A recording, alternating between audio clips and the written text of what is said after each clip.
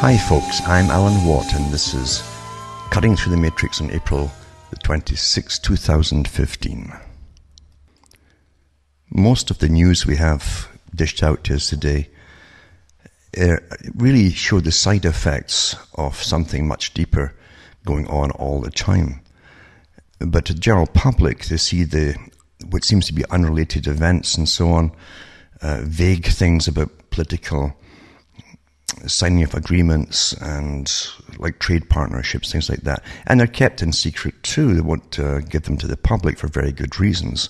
The good reasons being that you wouldn't be very happy at all if you knew how it's going to affect all of your lives. Therefore, what you're seeing with all the news events and so on, and apparently scattered information, is the side effects of a great big plan. Big plan. Government isn't not in the business of simply dealing with things day by day as things pop up. It doesn't happen that way. It's like a big business plan.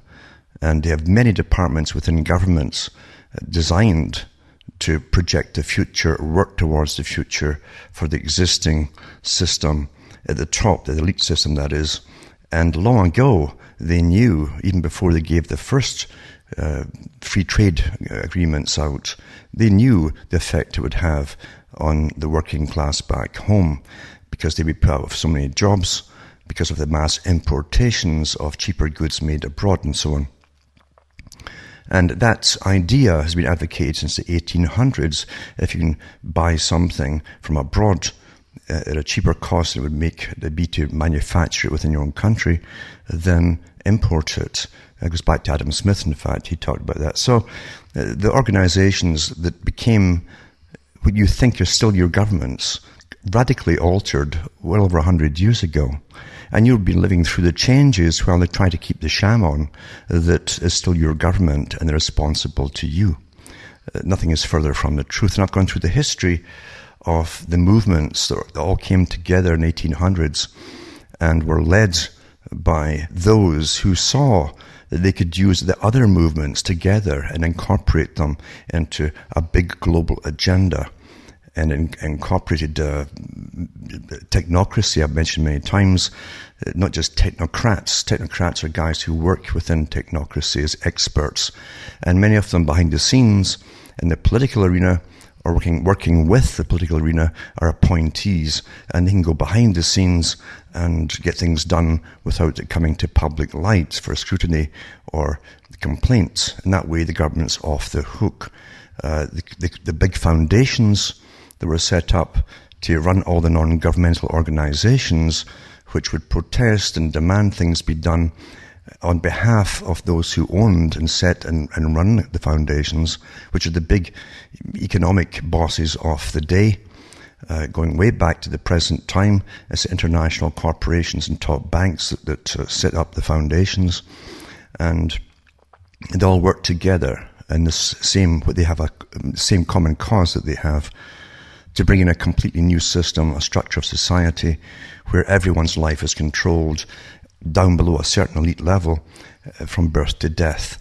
And you're living in it today. And that's why all these little unrelated facts that you're given out in the newspaper, or partial truths or vague references to things, are all happening today, because they're finishing everything off in this century. A very old plan, all coming together as you live today. And I always say, don't be terrified and hide under the kitchen table, because it's always used incrementalism to get to where it wants to go.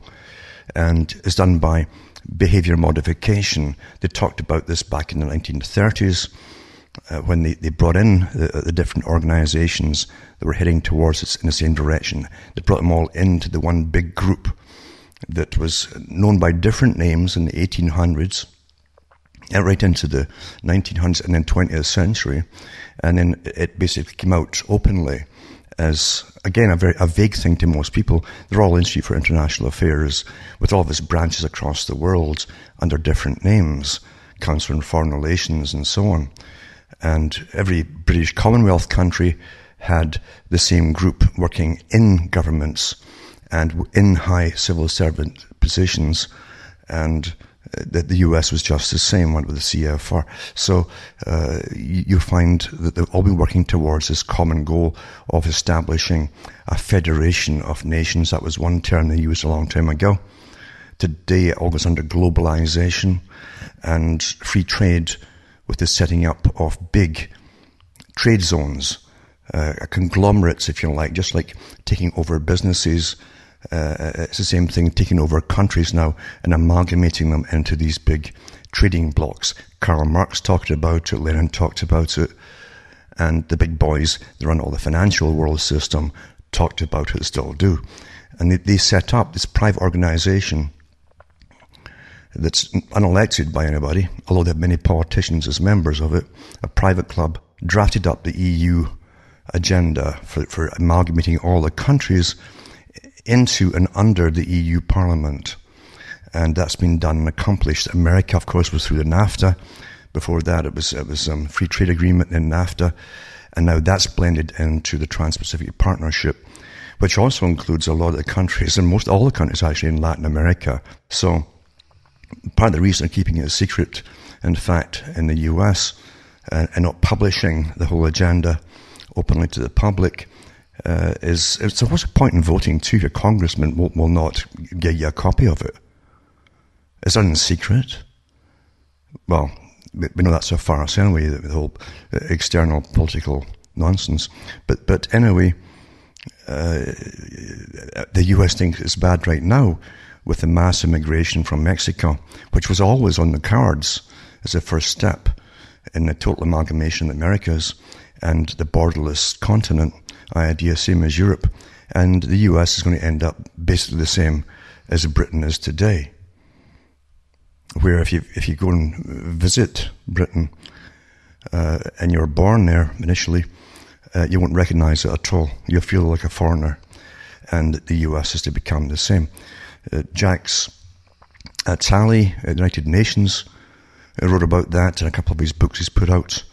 One of them is called Millennium, and he talked about the big agenda for total opening of the borders for the US, starting with Mexico, and then other ones will follow suit, and eventually Spanish would be the main language used in most of the US.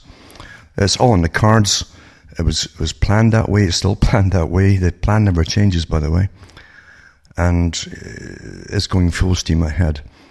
I've mentioned so many times, and I'm sure I'm sick of it and you're sick of it, the Professor Carroll Quigley was the personal historian for their own archives of their history of this group, the CFR, Royal Institute for International Affairs. And they have their own archives of history and with the reasons behind why all things happen, and all the big players within their organization who made it happen. And he wrote a couple of books about it, in fact, and various papers about it. And he was very proud of the organization. He didn't see anything wrong with it. He was an elitist himself. And he also believed that the intelligent academic type class and scientific class should run the world. And that's all sciences should run our lives, and including all the behavioral sciences and psychology, neuroscience, all that, which is underway right now, of course. And we're all prone to being indoctrinated by it, even from the media, but definitely through the schooling system. Nothing is hidden, and even H.G. Wells, a member of the Fabian Society, another branch of the same group, because this one group controls all sides of everything. One group. And that's the beauty of it, because they know that the public, if they're kept joining what they think is sides, they'll protest and can be led along by a leader to protest and demand the very things the big organization wants them to push for, and the government's only too willing to say, oh, well, we're waiting for you coming along. Yeah, we'll put a law in there and then get these laws passed, which are to the detriment of everybody else. Eventually, that's what you find out. So NGOs are massive armies of rather silly followers, but led by very intelligent, well-educated and trained people, or agents, if you like, for the big foundations, the philanthropies as they call them, and they're well paid at the top, well paid indeed, these NGO leaders, with salaries equivalent to CEOs, some of them in fact, of big corporations. supposedly under charitable status. So the whole idea was to keep a sham going, so the last folk who would ever imagine that the whole system wasn't theirs anymore. The last people who would know it were the people themselves. They're still encouraged, in fact, to think they still have the same system as they had 100 years ago, which is absolutely ridiculous. Now you can imagine what kind of tasks this big organization has to perform. And remember that they're done through big foundations. A foundation, one of the definitions of a foundation, put out by some of the foundation leaders themselves, in fact, is that a foundation is something set up, an organization set up, and that can have a mandate, an absolute mandate, if you like, and goals and agenda, not just one goal, and they have so long to fulfill it. It could be 100 years. But over that 100 years, they can bring people into it, take over retirees, and train them, and they work towards it too. Governments, for instance, in the old-fashioned sense of the word, it could change, and policies could change, but a foundation could go full blast ahead between generations, taking over from each generation and implementing the same agenda, achieving their goals piece by piece until they've it all accomplished and never change their policies or those goals. And that's what foundations were set up to do. With the big, on top of the big ones like the Rockefeller Foundation, there's many, even the Rothschild have too, and all the other ones, the Ford, Carnegie, etc. They were to run policies and set policies for all the educational standards to change society. You must always get to the youth to change their opinions and their views and indoctrinate them, actually, so they don't know they're indoctrinated. They think they arrive at these conclusions by themselves, especially the young. We're very arrogant when we're young. We think we know it all, but we don't realize, no, you know exactly what you've been trained to believe that you know. And you're given the causes and all the rest of it to push for, never knowing that you're being used as suckers. And that's the beauty of it, is social engineering. That's one of the definitions they have too of one of their big organizations, and techniques that are used on the public, the indoctrination process. So you understand, the old system has gone long ago. You're now under scientific management, another name that's used by the system that runs us all. Scientific management. Experts run everything, supposedly. Academia is heavily involved in it, and they put in the professors to make sure the right kind of opinions are created in the classroom on different topics and so on, so that the next bunch of managerial leaders for the world will have the same agenda and the same beliefs and opinions and so on. It's a new feudal system, as Professor Carroll Quigley said. They're bringing in where CEOs, top CEOs of corporations, international corporations, are the new feudal overlords. And it's not a thing now on any large scale that government ever does, and hasn't been since even before World War II, actually, but definitely picking up after World War II, where big international corporate leaders are not involved in decision-making and policy structures for governments, all governments in the West, for instance. Therefore, you got to get out your head that this old idea of having the rights and so on, or freedoms you used to have and all, they're long gone. Long gone. And you're now under a management system. Everywhere you look, from the police, especially in the US, it's completely changed. The system of policing has changed. They're not there to protect and all the rest of it, or serve. Serve is out the window. Serving you is out the window. And they're just like the movies now, the SWAT gear in the States, and the amount of raids they have, thousands of raids, I should say, across each year, across the US. And nothing's done about it. Many of them false, of course. Folk get killed in the process, going to the wrong houses, things like that, and there's no comeback. There's no say by the general public or victims or anything else. And remember, too, Professor Carroll Quigley said that you can push and push through training, indoctrinations, and so on, through media and even novels and movies for years, But it could take 50 years to get a big change created by using that technique. Whereas warfare, in warfare, no one questions government. And they can ram things through like crazy fast, all departments of government. And all the agents now, they have agencies underneath them. These almost they are private agencies working on their behalf. They can ram things through as well and do what they want and create policies as opposed to laws. And that's been in effect for a long time too. So he said you can get more done in 5 years of war than 50 years of peace. And that's why you have the war on terror. And remember too, I've said so many times, the 21st century, according to these big foundations, was to be the century of change. This is the century where all of their big agenda has to be completed by the end of the century. Now, you might breathe a sigh of relief right now and say, well, that's good, they've got quite well. No, you don't, because look what's happened even since 2000, 2001. Look at all the change that have been rammed down your throat, in fact. And look at all what happened before that in the 90s with, again, the same big private organizations that work under the United Nations and all of the financial institutions set up, like the International Monetary Fund, the Bank for International Settlements, and the World Bank, all privately owned and founded by the same founders who run the Royal Institute for International Affairs, Council on Foreign Relations, to bring in this global agenda. The United Nations itself was set up and run by them, still is. So you have to radically alter your views of what kind of system you actually live under. And it's not a pretty picture, naturally, and it's not meant to be, except most folk will never catch on.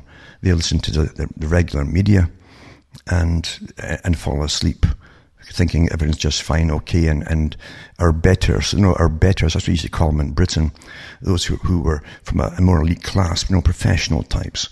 Our betters were running things for us, above us, and for us, and doing things. It's all up to them. They're very intelligent people, and you keep out of the action at all.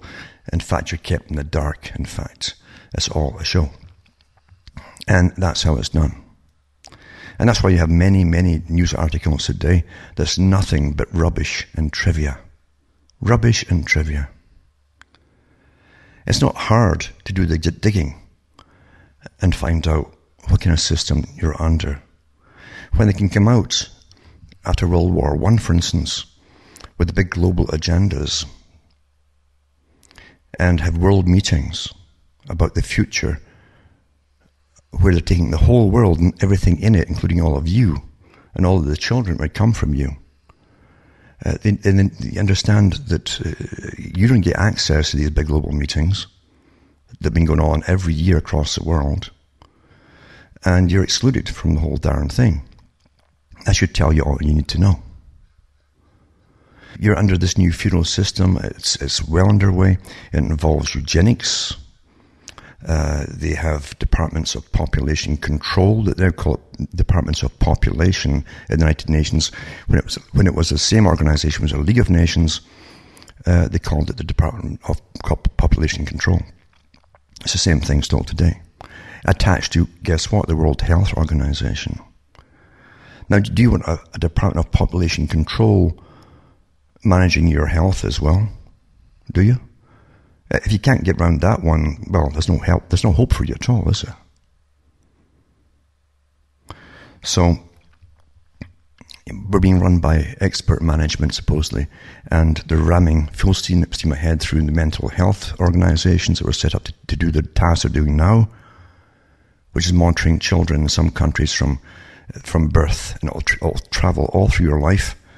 It'll carry out right through education, employment, till you die, in fact.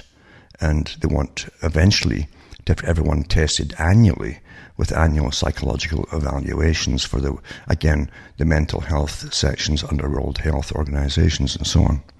And your politicians are only too happy to sign all these agreements because they're told to. You understand? They're put in by private foundations. They all belong to the club at the top.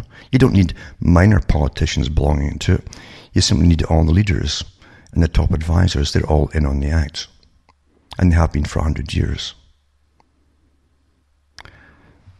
Therefore, it's not hard to understand why things are happening. Now, after World War I, they talked about the future, and they talked about sustainability back then, by the way.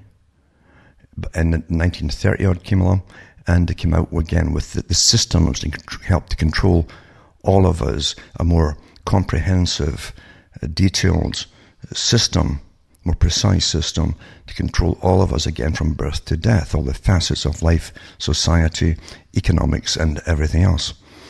And they incorporated into it ecology, the environment, and so on, and the effects that humans have on the environment in the 1930s, by the way. And the climate as well, everything else, all human activity and what it did to the environment, that's all part of it too.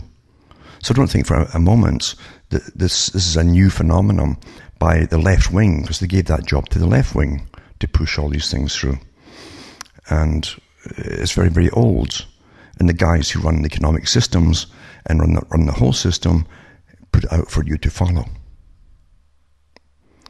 So the whole left-wing agenda, which often is incomprehensible to people who try to join left-wing organizations, if you're half normal, that is, and you don't have to just take things which are obviously wrong in the world to agree with. They're giving you all these other things that seem to be unrelated to it, and you've got to swallow it all with a party line, hook, line, and sinker, and repeat it like a parrot. It's exactly the same technique they use with Marxists. When they joined the Marxist Party, the Communist Party, and so on, they gave them this string of long stuff that seemed to have nothing to do with it.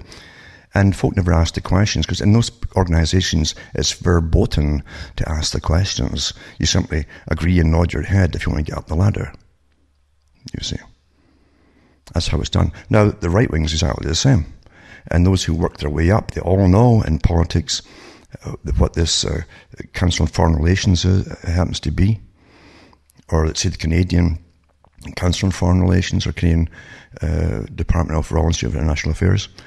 Australian too, and New Zealand, etc. They all have one. Then they know not to ask questions when they're given an order by a superior, just like Freemasonry, same thing. You never ask why. You know when to keep your mouth shut. And you prove over the years you're trustworthy by not asking the questions, you see. You're simply carrying out what you're told to do. And any policy you're given, you simply carry it out. I can remember Brian Mulroney when he was made Prime Minister of Canada, and he ran a ticket that he would pull us out of NAFTA. I think Chrétien did it eventually too. Same thing for the opposition party. They all run on lies. They lie to the public to get in. And that's acceptable too, under democracy, you see. And Mulroney he became the champion of free trade, where 2 weeks prior to that he completely, supposedly opposed it. And he opposed it because he'd lose jobs and everything else. Once he was in, he changed his mind overnight. He had an epiphany, and he became the champion and went off to sign free trade deals and so on. And every Prime Minister has since did the same darn thing. The reason being, you see, they're all members of this private organization that belongs ultimately to the Royal Institute for International Affairs, Council on Foreign Relations. Same thing, same organization.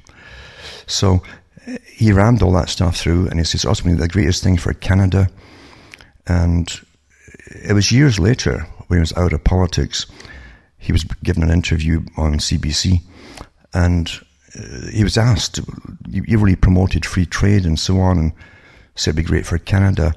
He says, could you tell us why it's so good for, he says, well, to be honest with you, he replied, he says, I don't know. I really honestly don't know if it'd be good for Canada or not. Well, how come he was so absolutely positive? Because he was told what his role was going to be when they made him Prime Minister. And every Prime Minister is the same. Same with the presidents in the US. Forget all this party nonsense. That's to keep you thinking you're still in the old system. And you're not supposed to catch on how the system really works and what's all behind it.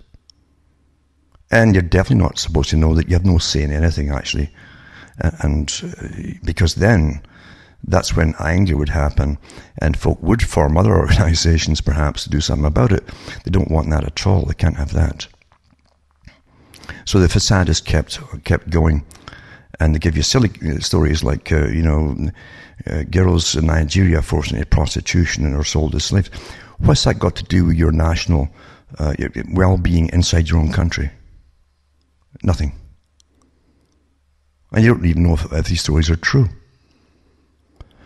Lots of stories are put out there to be utter, they're just ridiculous stories.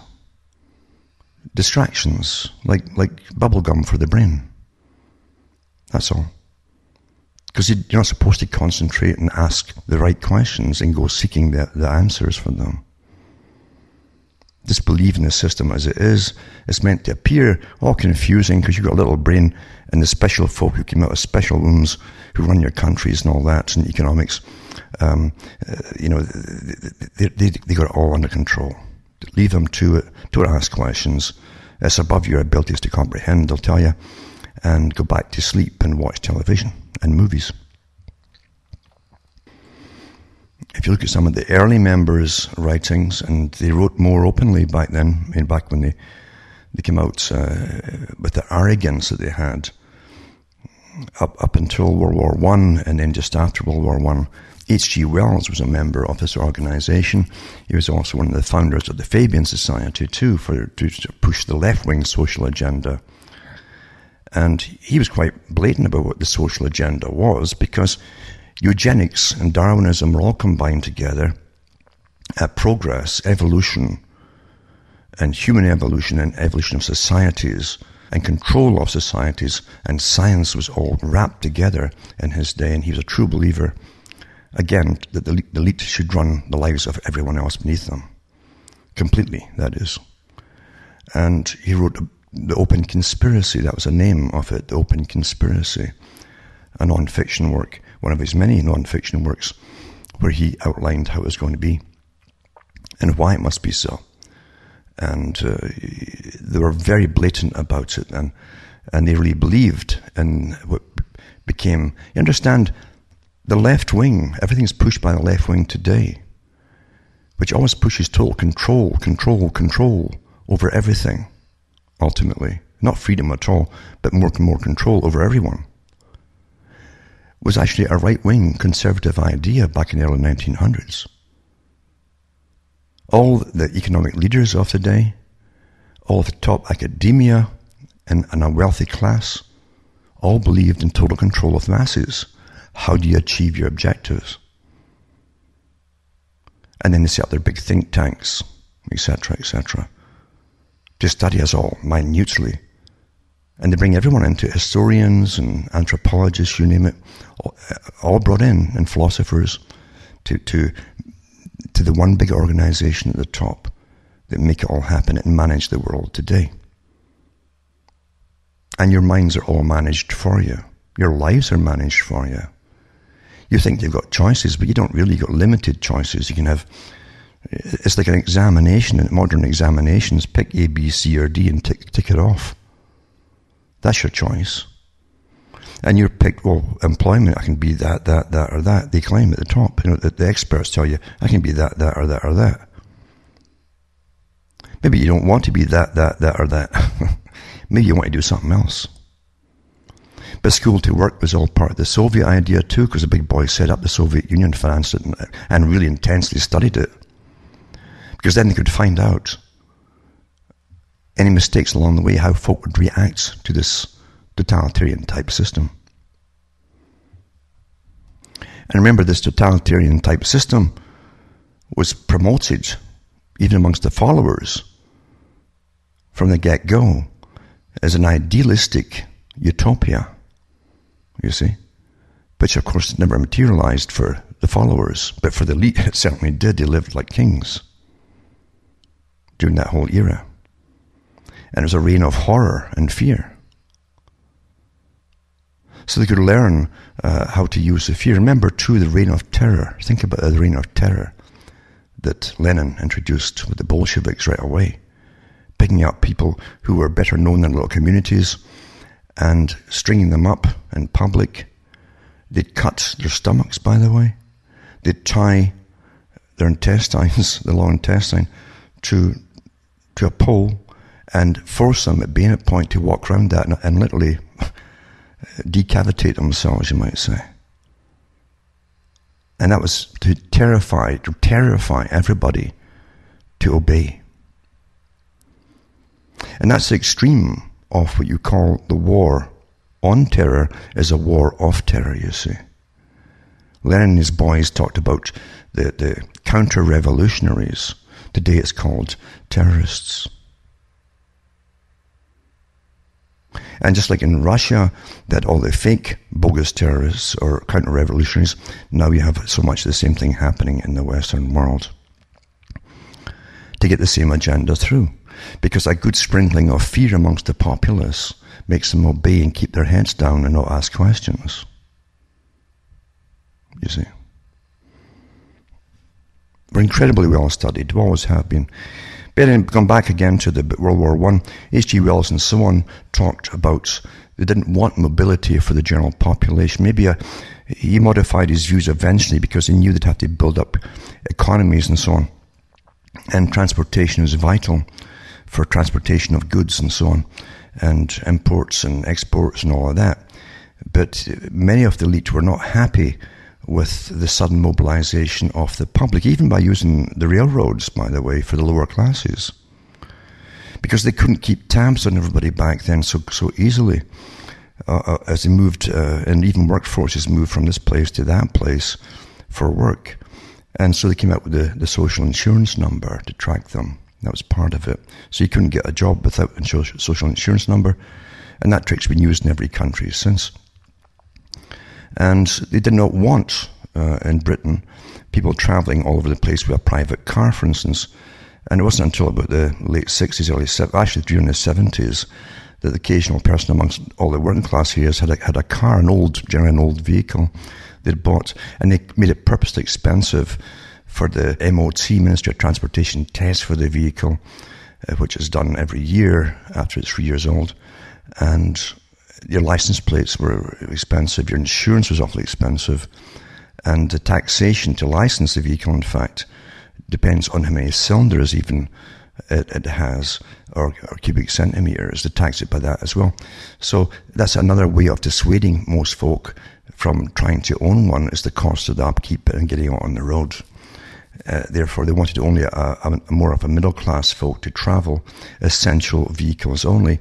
When you look at where they're going with the energy crisis nonsense and global warming that's turned into utter freeze. I had snow again the other day. And below freezing every night, by the way, here. Still in Canada. We're almost into May.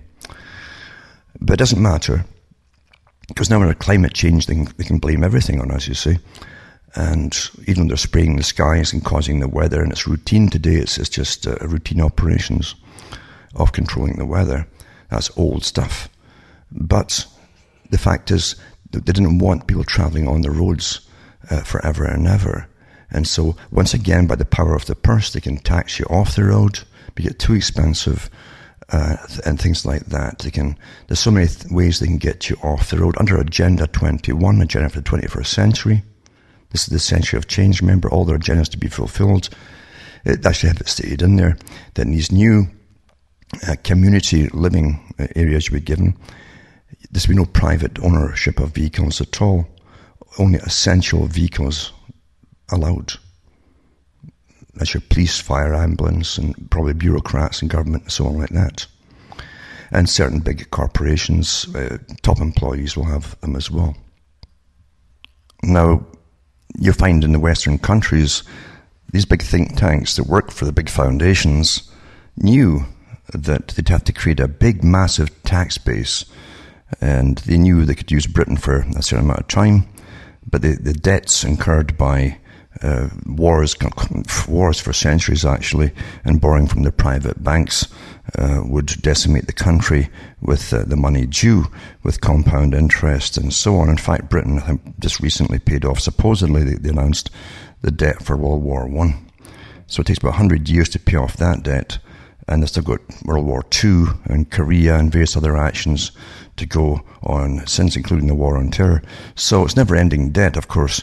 Therefore, they had to pass on the torch, as Wells called it himself, to their branch in the US to take over the Council on Foreign Relations, to take over running the US economy, because it had a massive tax base, much bigger population, and raw resources, materials. So they had to give you a lifestyle for a while that seemed pretty good, keep you happy and ignorant, hopefully. And they give you lots of entertainment to keep you ignorant and to program you too, and alter your opinion through fiction. Actually, it's one of the best means of doing it. And eventually they'd take that away from you too once you accomplished the mission of pushing in the global system, the global economy, everything else to do with the IMF and the Bank for International Settlements, the United Nations agendas, and so on. Because remember, the world's really owned by private corporations at the top, have been for a long time, and one big combine of them all. And I've mentioned the names before. So they take away your vehicles eventually under different guises. Many ways to make you do things, without just saying, here's a gun pointed at you, you do it. There's many ways to do it. And again, the power of the purse is fantastic.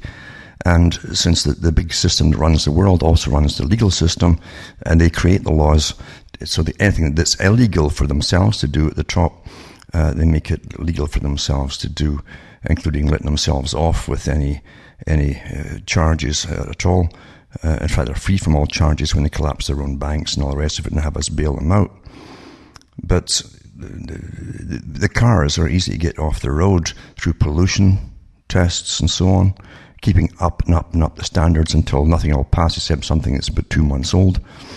And things like that, very easy to do. And this article came out too. I'm sure you've all heard about it, about the big combination of the global, it's a global organization, lobbying group for all car companies as global. So we've been global for a long time, folks, with these big lobbying groups, etc. But it says car companies say home repairs are legally problematic, and they've sought for copyright restrictions. Clever way to do it, again, written by lawyers who are fantastic with obscuring what they're really after with terminologies.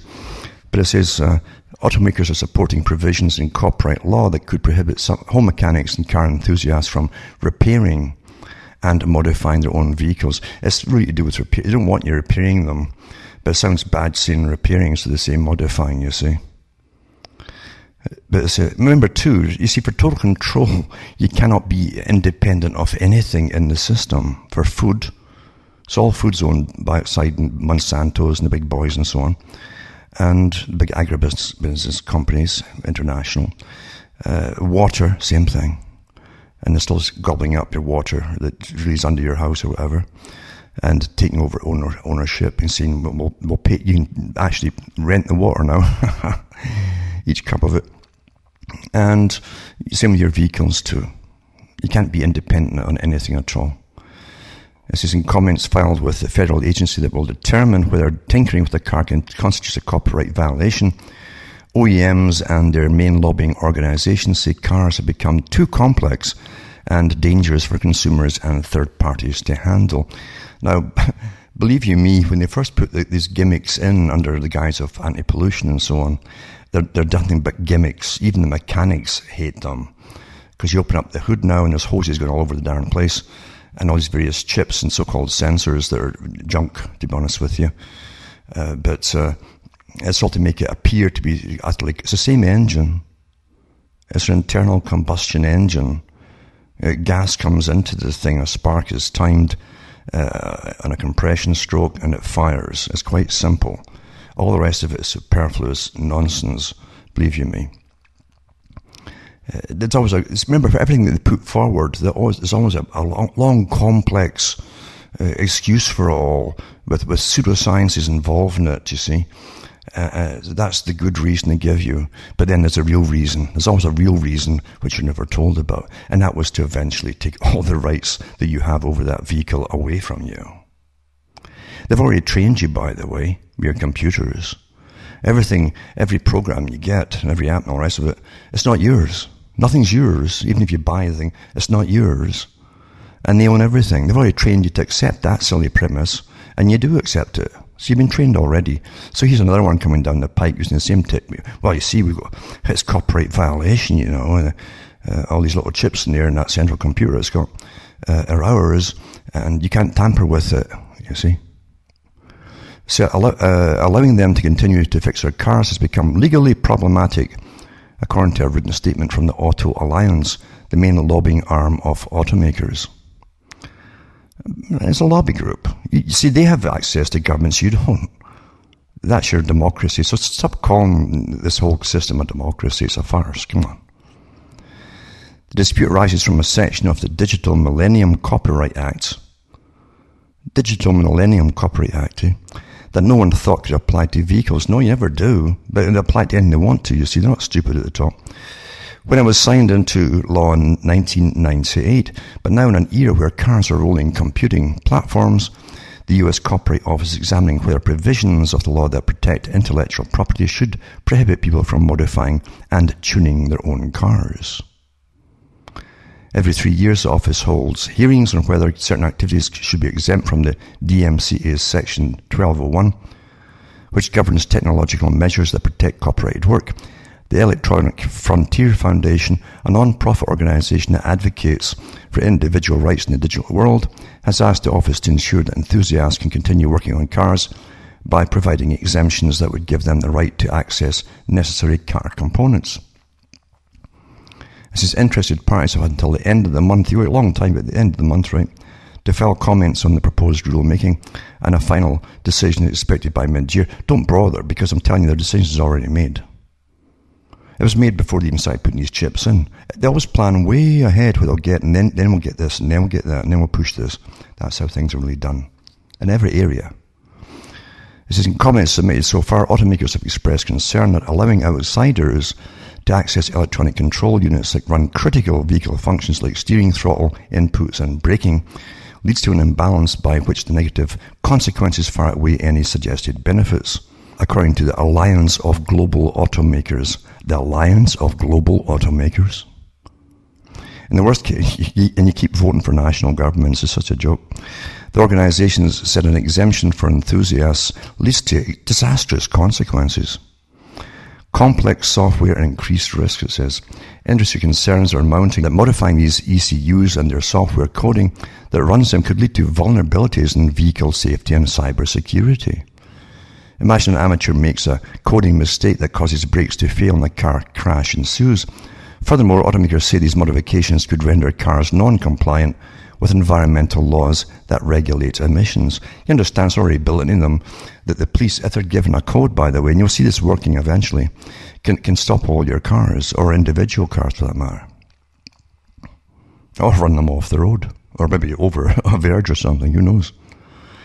It says, but exemptions from the DMCAs don't give third parties the right to infringe upon existing copyrights, nor does an exemption mean consumers don't have to abide by other laws and rules that govern vehicles passed by the National Highway Traffic Administration and under the Environmental Protection Agency or US Patent and Trade Office.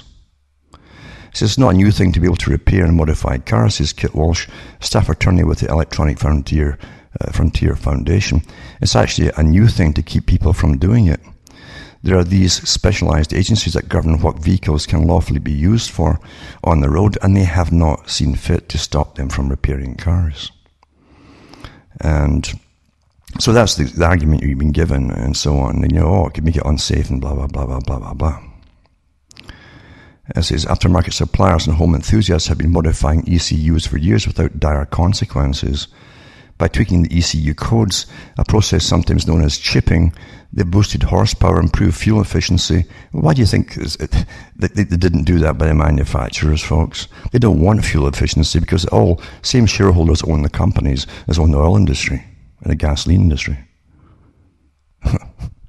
And we established performance limits for teen drivers and enhance countless other features. These innovations have contributed to a decades-old tradition of mechanical curiosity and self-reliance. Oh, you can't have that. That's forbidden. Self-reliance. These innovations could be curbed precisely at a time that automakers believe personalization of vehicles is emerging as a significant trend. Software is allowing for all sorts of technologies such as 4G, LTE, wireless connections, and motorists use this software to choose from an increasing array of infotainment options. Well, your infotainment will do you in all eventually, because you're going to use it all against you. But the car companies paradoxically want to be the ones doing the personalizing. And it says last September, Ford took steps towards consolidating such control, filing a lawsuit against Autel US Inc., a diagnostic equipment manufacturer based in Huntington, New York. Ford alleges the company unlawfully copied trade secrets and accessed onboard computer systems that relay technical information on diagnostic codes and repair data. The EFF says consumers should have the right to have their cars fixed by independent mechanics. Well, you're darn right. You see how it all works you have to go to the manufacturer's authorized dealers to get everything repaired with these darn computerized systems. And they charge you about 100 times more than anybody else is going to charge you. This is Jennifer Dukarski, an intellectual property and technology attorney from, you understand, for everything they do out that the attorneys benefit, there's another level of bureaucrat lawyers just living on like a fantastic lifestyle of every screw-up. It appears to be a screw-up that they make, but it's not a screw-up at all. That's why the legal industry is totally for this whole global agenda and the whole control systems over all the public's lives. It's all one system. Anyway, she said there's an additional reason automakers are getting more aggressive in their copyright realm. Court rulings in recent years have eroded their patent protections, so they're searching for alternate ways to protect investments in research and development. Sure they are, yeah. Especially when the governments are always dishing out our tax money to these companies for their research and development anyway. I mean, we already own the stuff that they develop and research. That's never mentioned. This is with a limited scope of protection. She said they're saying, okay, if I can't protect this via patent, how am I going to lock everything down? What's my next best tool? And I think using copyright law is the kind of the only protection outside the idea of trade secrets. The problem is you're in a situation with a host of competing interests, and those are how much freedoms you will let the car owners have. And what's the relationship with information in this car you bought? And so on and so on. So anyway, I mean, that's just how they can get you eventually off the road, because these chips are meant to malfunction. The ones to close your door, to do this and do that and all the rest of it. I'm sure everybody's had headaches with them. And they want you to take them to the dealer. It takes 5 minutes to put a chip in. It's going to cost you a few $100s, maybe actually more. So it's a great profit-making system when these chips blow, even the simple ones for windows, doors, and all the rest of it too. It's quite amazing, really, isn't it? But what is amazing is it amazing? We keep forgetting that people are cunning. They're cunning. And there's nobody more cunning, especially the psychopaths at the top, who work for all these big corporations and how to get more and more money squeezed from you and I. It's very simple, isn't it? Very simple. But yeah, if they can tweak the systems in the car to get better mileage and all the rest of it for the fuel, you got to ask yourself, how come the manufacturers didn't do that? It's because they don't want you using less fuel. They want you using the gas and oil and the rest, because they own shares in that too, folks. It's one big system. Quite simple. Quite simple. Everything generally is, you know. Now, what's the other big stick they often use to get you to comply? Money. Money, very simple. It's money itself, you see. Because it's so vague to most folk, they think it just kind of passes around and comes out of, I don't know, the Wizard of Oz, which is not far from the truth, actually. But anyway, money's the key too. And to get big changes in the world through, under their very old scheme, to have us all eventually getting credits from the government, credits, which you can't save up, by the way, instead of paychecks, because they'll be in your bank every week or every month, and electronic, of course.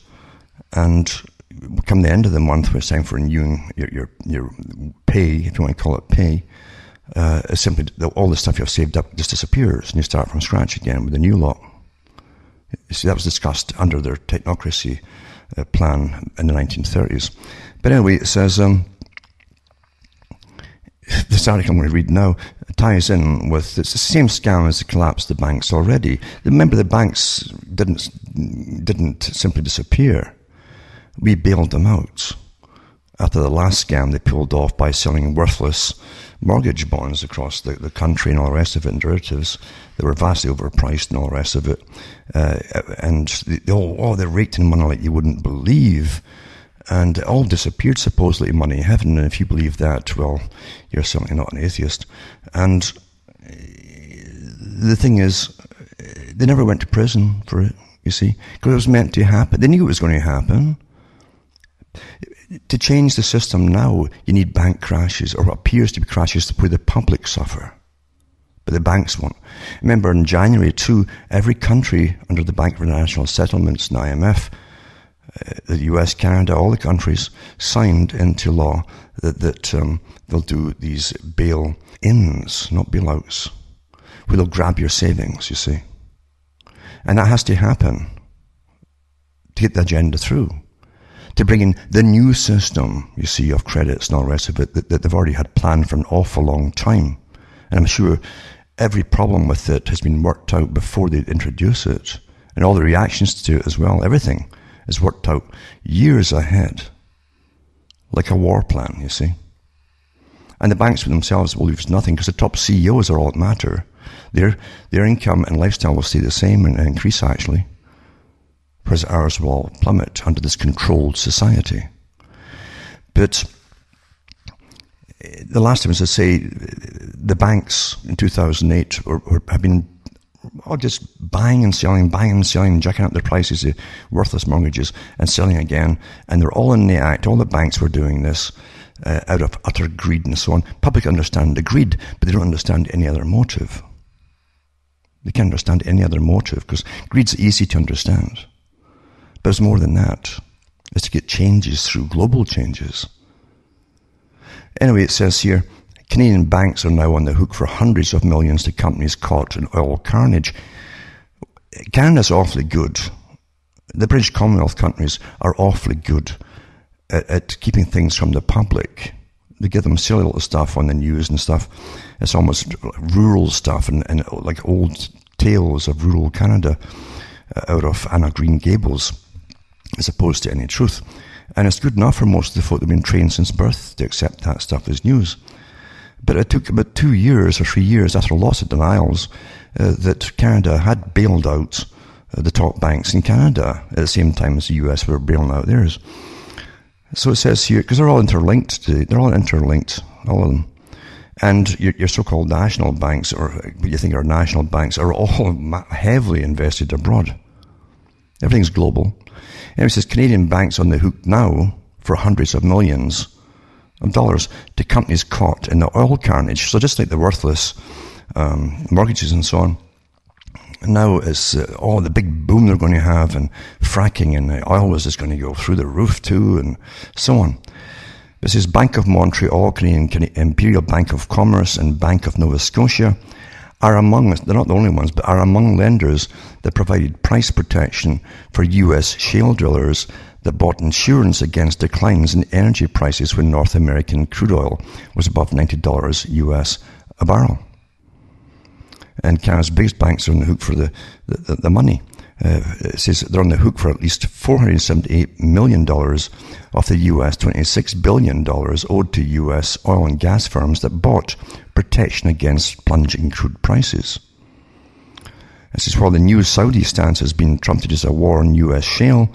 The puppet master of global oil, Ali Al-Naimi, was pushing prices lower because of a much deeper fear. This is Bank of Montreal, Canadian Bureau Bank and Commerce, and so on, Nova Scotia. Again, they repeat what they owe and what they were insuring against, basically. And it's all fallen through when the price of a barrel went down, rather than go up, and didn't stay static. You think they didn't see all that coming? Huh? Of course they did. They must get changes made, legal changes made for the system. It's all necessary to change the whole system again, you see. So it says now they've hedged their risk with offset trades. They must make good on the protection sold to wildcatters now that oil is trading around $56 a barrel.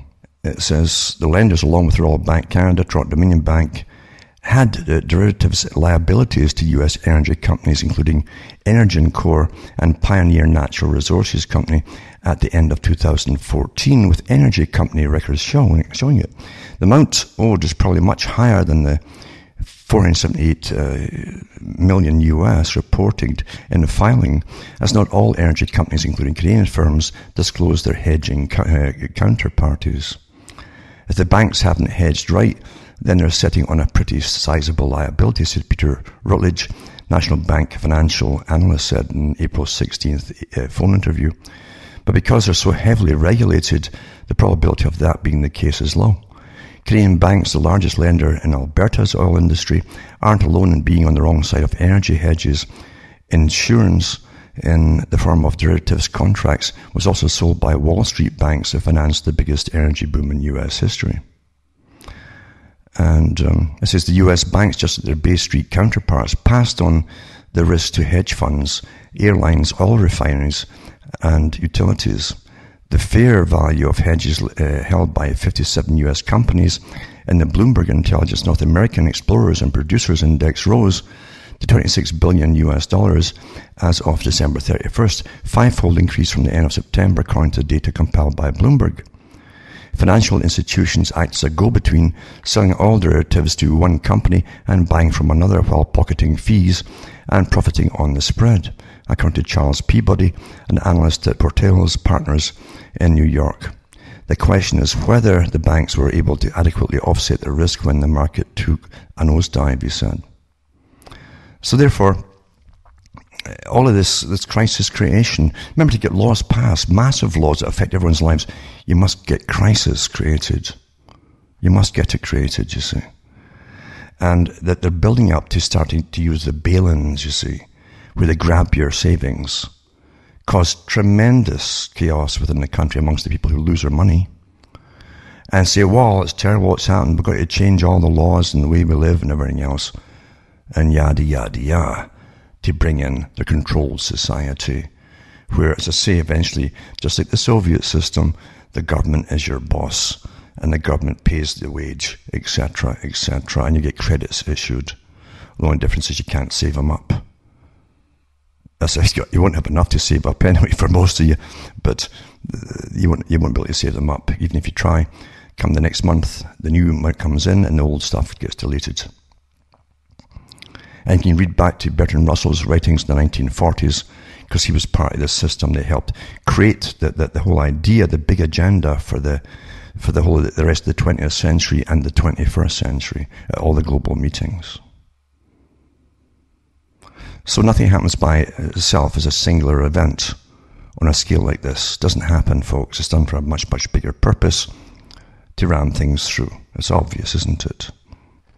Now, part of the big old plan of the Royal Institute for International Affairs was the mandating of central banks for every nation, and then the amalgamation of the nations into blocks, trading blocks, and then the giving up of sovereignty as you go under a main parliamentary system for the whole block, under a massive centralized private bank, you see. And that's pretty well been done for Europe, and look at the mess they're in. And believe you me, if you're on the short end of the stick, you get absolutely hammered. You're into utter poverty, as we've seen in Greece, for instance. And here's how they treat you when you give so much power. When a nation gives its power, its national power, away completely, under the guise of, it'd be great to join this European market, this economic union, and all the cons that were pushed out there. It says, in what seems like a coincidental retaliation for Greece's pivot to Russia, because actually Greece is now looking to Russia for help. I mean, there's no point going to the same European Central Bank as they screw you and screw you and screw you. You know. It says, in following Greece's initiation of capital controls, they don't want that, you see. They want the big central bank for Europe wants to have total capital control. Supposedly independent European Central Bank has decided suddenly that after dishing out 74 billion euros of emergency money liquidated to the Greek National Bank to fund its banks. As the New York Times reports, the value of the collateral that the Greek banks post at their own central bank to secure these loans be reduced by as much as 50%. And the haircut, it's a haircut, in other words, a grab in your savings, it could increase this if negotiations with Europe remain at an impasse. In other words, it stop trying to get in with Russia. As we detailed earlier, this is about as worst-case scenario for Greece as is diplomatically possible currently, and highlights an increasingly hard line by the European Central Bank towards the Greeks, as the move will leave banks hard-pressed to survive. You understand, you can't give power in a nation away to anybody else, especially a globalized system run by a private club that started off in London and New York to run all of your affairs. You cannot start even doing it, folks. Forget it. And it says, as we laid out earlier, according to Bloomberg, the ECB staff proposal lays out 3 options to reduce central bank risk. And the scenario is envisaged returning haircuts, that's grabbing your accounts, to the level before late last year, when the European Central Bank eased its collateral requirements for Greece to set them at 75%, or to set them at 90%. The latter 2 options could be applied if Greece is in an orderly default under a formal European Central Bank program, or a disorderly default, the CNBC said, without further elaborating on those terms. So, whenever you see, it's rather ironical, really, but the old expression, it was to warn people when Greece would come in, when they were creating their big, ancient Greece was creating a big, basically a federation in the ancient world that became a massive kind of Greece structure, with lots and lots and lots of countries all eventually sending grain and foodstuffs and money to the central system that ran, and the system was based in Athens at the time. It was, again, a kind of like a British Empire type system, or a global society with its trading blocks and all the rest of it. And the ancient Greece would come out to folk who hadn't joined, little nations that hadn't joined them, and offer them all these goodies, just like they did with Greece, you see. If you just join it, you'll be so wealthy and you have great jobs, and the same rubbish that they've fed to every other country in the world. And then they'd plunder you. They'd demand by laws that you sign more of your produce over to Greece and so on for protection. You see, they would give you protection, keep you all safe. Same old con that's still used today. So that's, they should say, beware of Greeks bearing gifts. Now Greece itself is getting hammered because they took what appeared to be gifts when they were trying to join the European system and give all their national power away to it. And now this big conglomerate system based in Brussels is telling them what to do. Literally, in a sense, telling them what to eat, because you have no choices. You have to eat rubbish, garbage, if you can afford even that. Crazy. It's always the same con, folks. A commonwealth, a commonwealth. Well, they take the wealth from the commoners so the elite themselves can live awfully well high in the hog. So it says any reduction in ELA availability would be devastating to Greece, where depositors continue to pull cash from bank accounts to the tune of several €100 million every week. And the central bank seeks to match the outflow with ELA. The Bank of Greece keeps a buffer of around €3 billion of ELA allowance in reserve to give it time to react to a possible bank run, it says. Any reduction in this buffer would lead to a self-fulfilling bank run prophecy and accelerate deposit flights to the point where the local banks are forced to halt operations and Greece is forced to replace the soft capital controls already rolled out with hard ones. Iceland was the only country that locked up the bankers and charged them and put them in prison when they collapsed the system there too. No one else did that. No one else did that. Could have, mind you. but no one else did it. Because you've been run by a global system of a private club for actually centuries, but getting more and more aggressive in the last century and the century today, where they must accomplish their whole mission, remember. A totally controlled, from birth to death society that eventually decides who's born and who will not be born. And you're only born if they need you for something, and they've gone into the genetic research to see in your family lines if you were just the right person that they can allow to be born. To suit them, you see, not to suit you or any parent or anything else, but to suit them themselves. And they discussed this well over 100 years ago and published lots of articles and books by members of the club themselves and high workers for the elites back then in those days. And the media today keeps you in the dark. That's their job, because the top characters are all members of the same private club. To keep you in the dark, that's their intention. And to terrify you as well with stories when it suits them to terrify you. And then they'll point out the solutions to make you make panic decisions, which they'll say is the correct decision. Give up all your rights, everything you own, and allow professionals to manage our lives, because obviously, and they'll say, just like they do with the global warming nonsense and so on, you're the problem. You caused all this yourselves, so we have to manage you. You're just inadequate as far as making proper decisions. Totally inadequate. Experts must run your whole life for you, or you'll have utter misery. And you know, something unfortunately is so sad. Most folk will believe it. They'll believe it. There's a lot of folk too who love the real meaning of socialism. As I said earlier in the talk, socialism was created by the elite conservative establishment well over 100 years ago, with eugenics involved, expert management of all the population right down to the individual. And you can't put two and two together. All sides are sides of the same private organization and private plan. All of them have been all along. All along. And when something is so obviously going to destroy your nation through some law or treaty that's been made,